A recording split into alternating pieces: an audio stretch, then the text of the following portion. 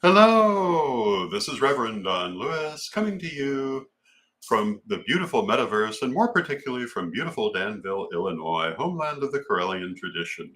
And welcome to Midday with Reverend Don. And as you know, if you regularly follow Midday with Reverend Don, you can type your comments or questions into whatever platform you happen to be watching on, and we can interact directly. And that is one of my favorite parts of this broadcast. I love to get to talk to you. I love it when you have questions. Um, this last few days, there really haven't been many questions because we've been talking about particular subjects. And that's going to continue today. We're talking about the individual spiritual contributions of different Correllian ancestors. Today, we're going to talk about the third head of the Correllian tradition, the beloved LaVeda, who in fact was my mother. And we're going to talk about what her particular additions to Correllian thought and Correllian history really are. So, and hello to Jan in the chat room. It's good to see you.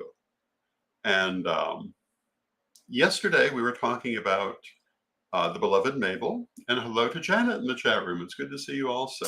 The day before, Caroline. And part of what we talked about is that Caroline was a lot more involved in the hands-on arts of magic, psychism, etc., mediumship, very much involved in the doing. Mabel had a lot more interest in the theoretical nature of things and focused a lot more on that. And her particular heritage deals with those more existential subjects. Now, when we come to LaVeda, we're going back to, in some ways, a more hands-on attitude. And you know, in a manner of speaking, that's natural. One of the things that we've remarked each day in this subject is how each generation has its own focus. Hello to Mary in the chat room. It's good to see you, Mary. And, you know, it's not unusual for each generation to try to seek a specific focus that may be different from the previous generation. You see this in society all the time. You see it in fashion and where fashion goes. You see it in social fashions, and you certainly see it in families. So you don't really expect multiple generations to focus on exactly the same things. My mother was very concerned with relationships. And I would say that was her primary concern. Now, my mother also did some other things. She wrote the first written account of Correllian thought called The 5 Mystic Secrets. And in fact, I have a copy of it right here. I will show it to you for no particular point except showing it to you. That's a picture of her on the front. And the 5 Mystic Secrets basically outlined in a very simple form what she saw as the most important parts of Correllian thought. That was a very long time ago. And, you know, our thoughts have grown and expanded since then, but these points are all still there. And that's what happens in Correllianism. We do constantly expand, but what was already there is still there. Sometimes the terms change a little bit, but the idea remains. And so I think at one level we can also say that my mother began the systemization of Correllian thought, something that later became my particular focus. Laying it out in a coherent form for other people to see, which is part of relationship. She was very concerned with philosophy and morality as she understood that term, which for her, again, comes down to right relationships. She was very concerned with ideas about karma. And if you study contemporary Correllian thought, you'll see karma is a very big part of it. But you'll also notice that our ideas about karma are not the cartoon ideas that you will sometimes see um, put forward in just a simple single line. It's a more complex understanding of the subject. When we talk about karma, we're not just saying, well, you do something, you get a certain reaction. We're saying, more in the Buddhist school of thought, that karma works through attachment, and that for karma to be a thing, it has to be held on to. And if you look at the world, it's very hard to come away with the idea, unless you involve multiple incarnations, that karma is just a back and forth cause and reaction sort of thing. You see people do horrible things all the time and never get a reaction from it. Other people get a very sudden reaction. You see people do good things all the time and they never get the reaction from it. Other people do good things, they get a reaction right away. But if you think of it as being a matter of attachment rather than reaction, it takes on, I think, a very different meaning and also a different understanding. So what you attach yourself to becomes very important. And this is connected also to our ideas of manifestation, our ideas of how incarnation works. And as we were saying yesterday, Mabel was very concerned with how incarnation works. In a manner of speaking, these understandings of karma continue that thought, but in a somewhat deeper way. One of the comments I've often heard about karma is that it's a Hindu concept. And in the 1920s or 30s, that was arguably a true statement based on how the term Hindu was then being used. It is not a true statement today. If by that you mean it is only a Hindu concept. Karma is found in a number of Eastern religions, including Hinduism, but also Jainism and Buddhism, in different ways and with distinctly different ideas in different schools of thought. This is an important thing to remember. Hello to Mia in the chat room. It's good to see you, Mia.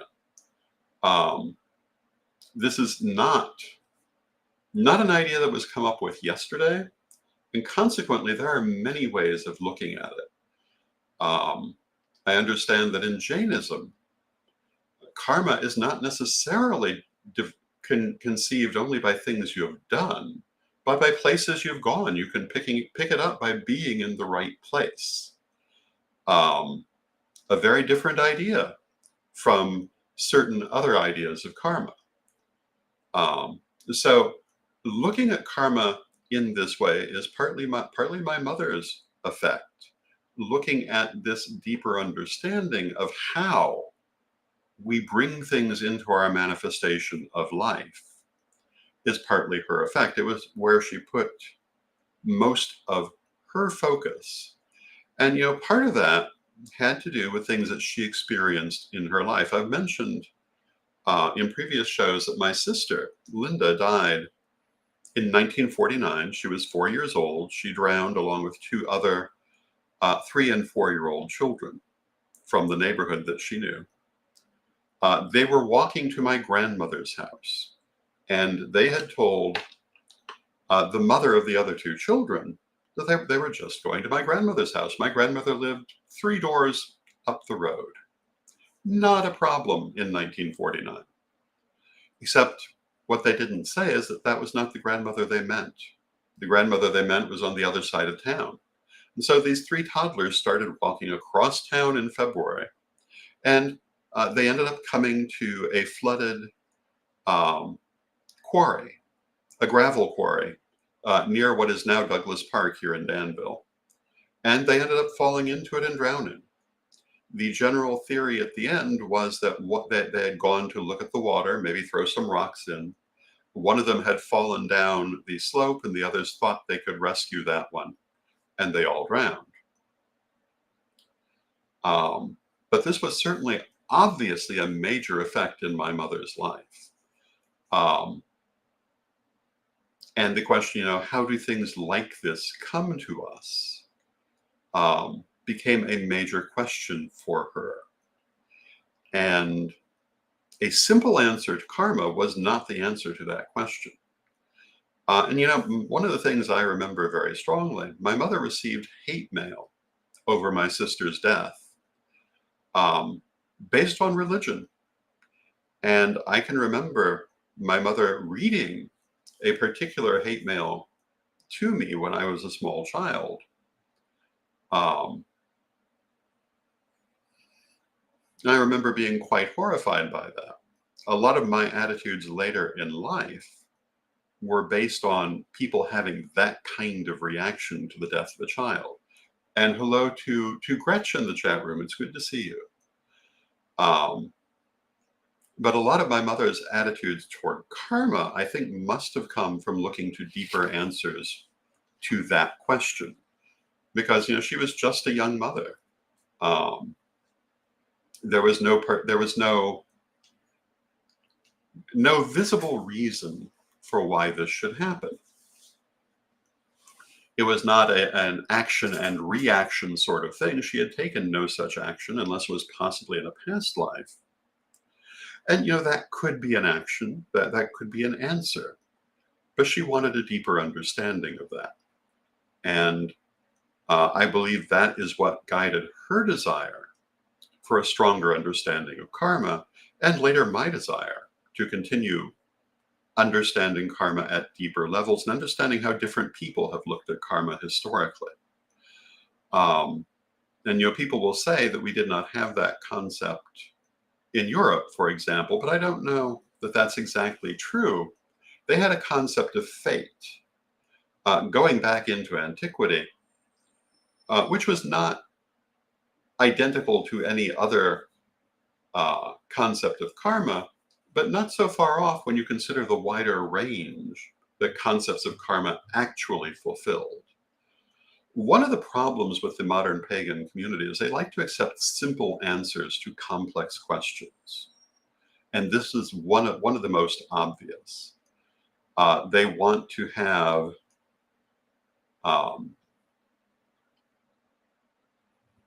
they want to reduce it to a very simple concept of what karma is, and then blame that on the idea that that's what people always thought. But it's not at all what people always thought. People have had a wide range of ideas. So this was part of my mother's contribution to Correllianism. Her concept of karma was not necessarily our current concept of karma, but it's in there. We've continued to expand our understanding. I hope we'll continue to expand our understanding. And as I've said in previous episodes of this show, continuing to expand your understanding is vitally important. No one can call themselves a great teacher if their students did not end up knowing more than they ever knew, because there's always more to learn. And if your students only know what you knew, you failed them. They need to know how to learn more. They need to know how to expand their understandings and their brains. And that idea, I don't know if I could say that as a Correllian idea, it starts with my mother, but I got it from her. She was a great believer in the idea that we must expand what we know, that everything must be a teaching moment. When I was being raised, both of my parents made an agreement, I believe actually before I was born, that they would use every moment as a teaching moment, and they did. Now, being human, they did this in intentional ways and unintentional ways. They say that children will listen more to what you do than what you say. And that was certainly true as well, and sometimes for the better and sometimes for the worse. That's part of human life. Now, hello to Adam in the chat room. Adam says, my grandfather always told me, question everything, even me. And Adam, I would say your grandfather was a very wise man. And I would say the same thing to people also. My mother, though she never used that term, it was an idea she believed in strongly. You must always question and you must always develop your own understanding.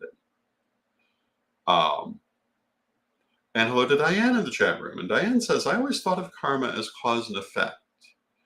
Our choices like in regards to choices where we live affects our lives in the direction it unfolds. And that certainly is part of karma. And I'm certainly not saying that that is not a part of how karma works. I'm saying also, though, that in terms of our life lessons and the things we carry forward as souls, what we do and do not attach to in the long run determines how much they're brought back to us. And that it's not really a simple concept. I mean, I want to say that we could fill an hour talking about karma alone and not have begun to exhaust the subject. We do not have an hour today, so we're not going to do that. And we have more to say about my mother, but the knowledge that we are talking about complex subjects, hello to Lavola in the chat room, is very important, I think, for us to bear in mind as we go forward, that we cannot not question our understandings. I was having a conversation recently about the wider pagan community. And I don't mean everyone in it, because you can never make that kind of blanket statement. I mean, as a movement, that I find that they're often very hesitant to ever reassess their points of view. They reassess them once in their life, and very often they cannot really deal with questions to those points of view. And you see it in their answers when you ask them difficult questions. But I am a great believer, and I hope that Correllians in general are a great believer, that we must constantly reassess our points of view to make sure we're still in the right place. Now, Diane says, I am missing something. So let us go back for a moment to karma. In Buddhism and the Buddhist understanding of karma, karma works through attachment.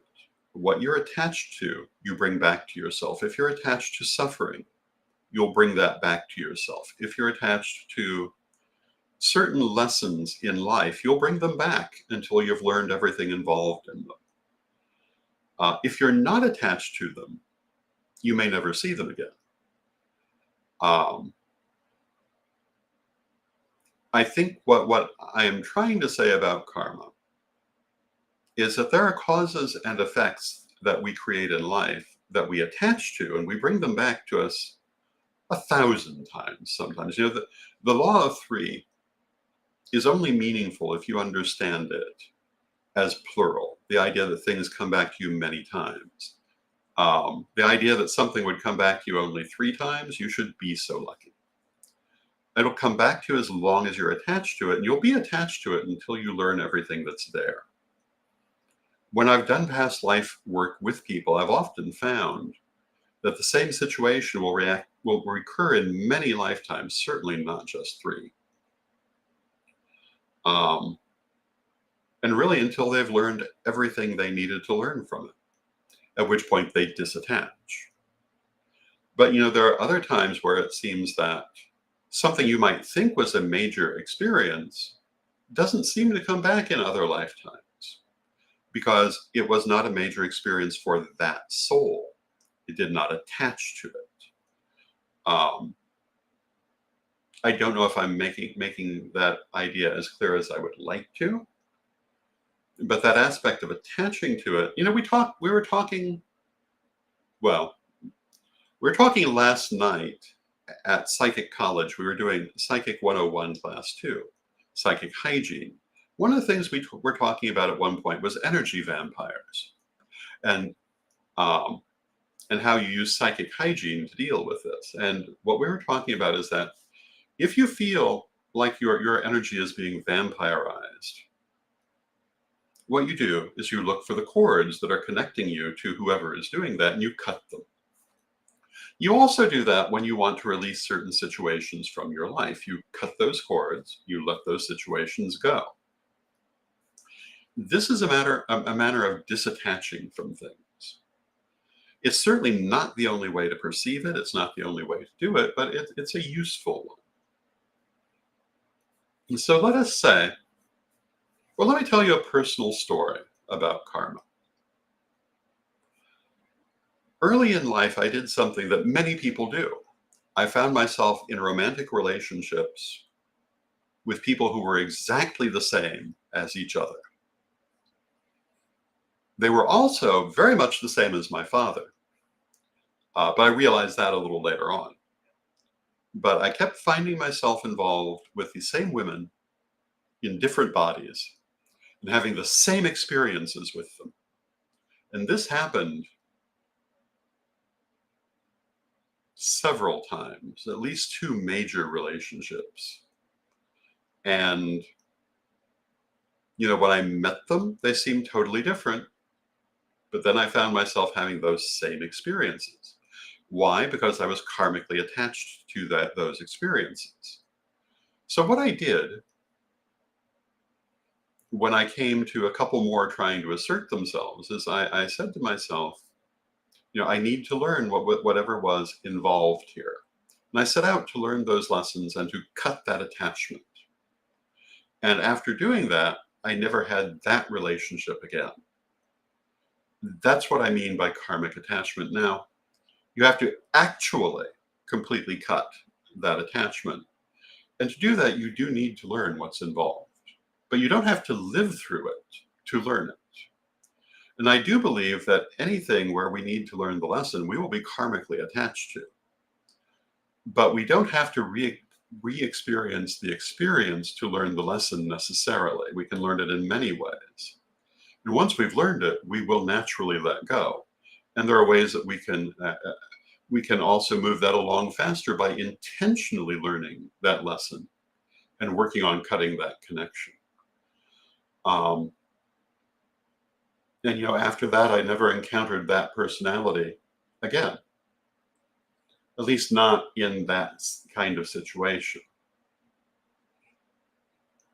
If I encountered it in other situations, I would never have known, because it was only in that situation that those events occurred. But that's an example of what I mean. And part of that idea comes down from my mother.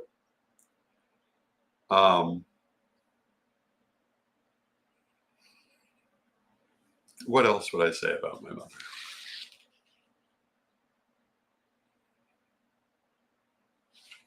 One of her favorite sayings, 2 of her favorite sayings, and they're very cliched, but, and LaVeda says, that's very interesting. I had to learn that same lesson. It's a hard one. Yes, it is. It's very hard. And you find it in a lot of people. And if you do past life work with people, you'll find it runs through many lives. People keep repeating those same relationships in many lifetimes until they finally stop it. They repeat the same situations in many lifetimes. This is what karma is.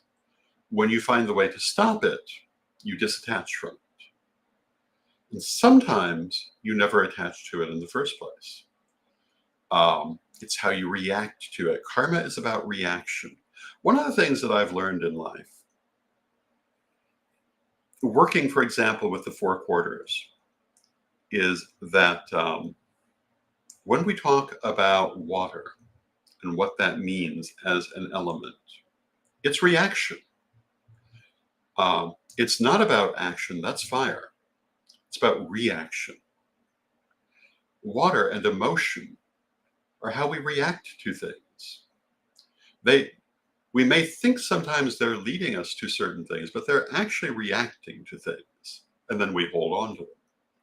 The more we understand that our emotions are reactions, I think the better we can deal with them. Um, our fears, in particular, are reactions. Our loves are reactions to things that gave us great joy. Our hates are reactions to things that caused us pain. It's all reaction and emotion. So as we look at the circle, we start with air, which is inspiration, thought, new beginnings. We move to fire, which is action, taking particular actions, doing things. We move to water, which is reacting to those actions we've just taken. And we move to earth, which is understanding the consequences of these first three steps, where it took us, how thought took us to action, how action took us to reaction, and what we learned from that. That's the north, that's the earth. When we look at the four quarters as merely being physical elements, we're missing most of the important parts of what they really are. They are qualities. And when we say that everything is made of the elements, we're talking about those qualities, not air and fire and water and earth as physical substances, but rather what they represent, the stages they represent. That's just one of them. We could fill an hour talking about that too. But I was about to talk about my mother's two favorite sayings. The first one was never judge someone until you've walked in their shoes. The second one was you must meet people where you find them. Both of these, although I didn't necessarily always understand them as a child, as an adult have been vitally important. I will admit I've sometimes put more emphasis on the first one than the second one, which is where I really should have been putting the emphasis sometimes. Because along with meeting people where you find them is another saying that came after my mother's time, and that is people will tell you who they are, and you must listen. But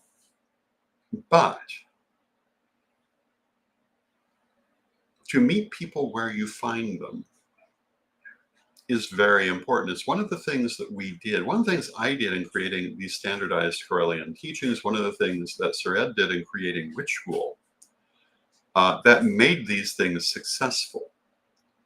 We did not expect everyone to be where we already were. A lot of writers, a lot of teachers do. We were able to say, yeah, and I've often said this was perhaps the most important thing that Sir Ed ever taught me. When I was writing those lessons, he pointed out to me, a lot of the people who are going to read this don't have a background. They won't understand the words you're using. You have to explain them for those people. Wisest piece of advice.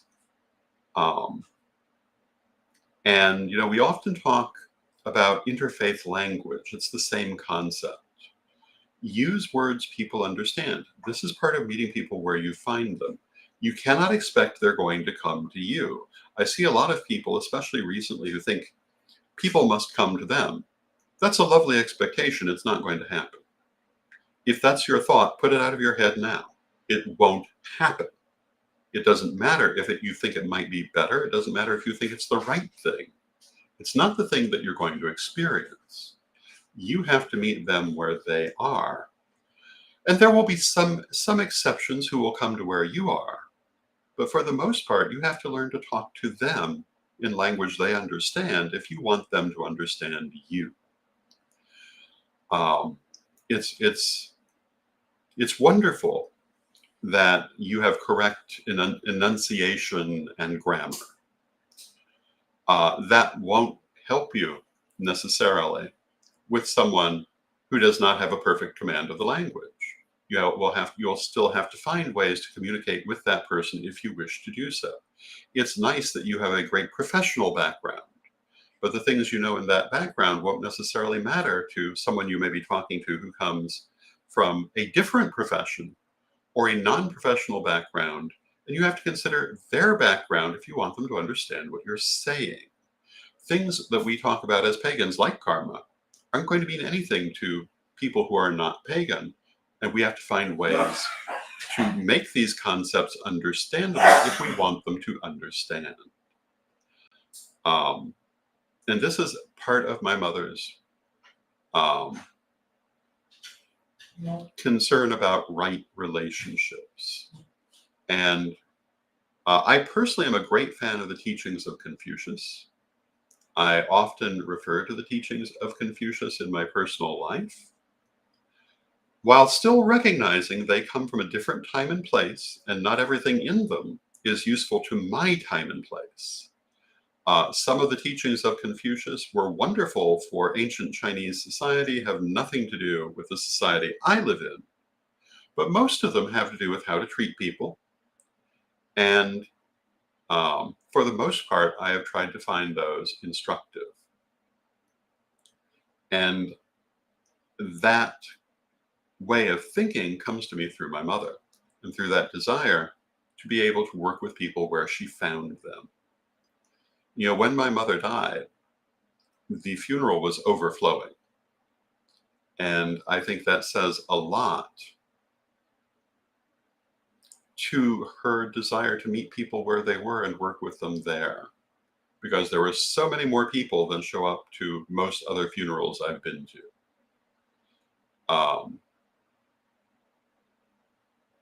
So with that, I see that we've come to the end of our half hour, and that concludes most of what I have to say about my mother and what she brought. What she brought were these understandings of how to work with people, and a deeper understanding of things like karma and how we use our relationships and our actions to build our manifestations.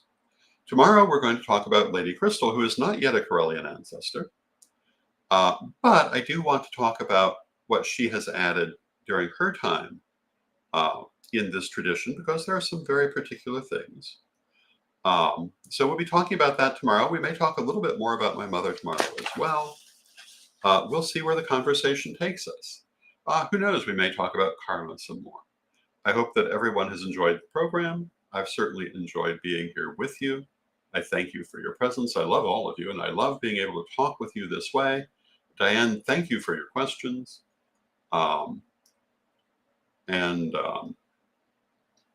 Let's continue our conversations. But first, for now, let us close as we always do with our prayer. Divine Mother Goddess, Divine Father God, beloved ancestors, we thank you for all that you do in our lives, and we ask you to be with us as we go forward, and to help us to see clearly what we are doing, to help us to consider our relationships and our communication skills, and to improve them, to help us to consider the results of our actions, and to improve how we take our actions as we understand these things.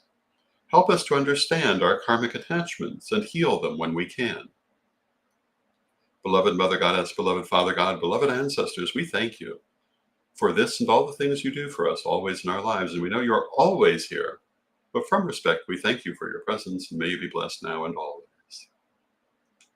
And I thank you for your presence, and may you be blessed now and always. And I will see you tomorrow. And tomorrow will be Friday. And again, we'll be discussing Lady Crystal. Have a good night, everyone. And I will see you then.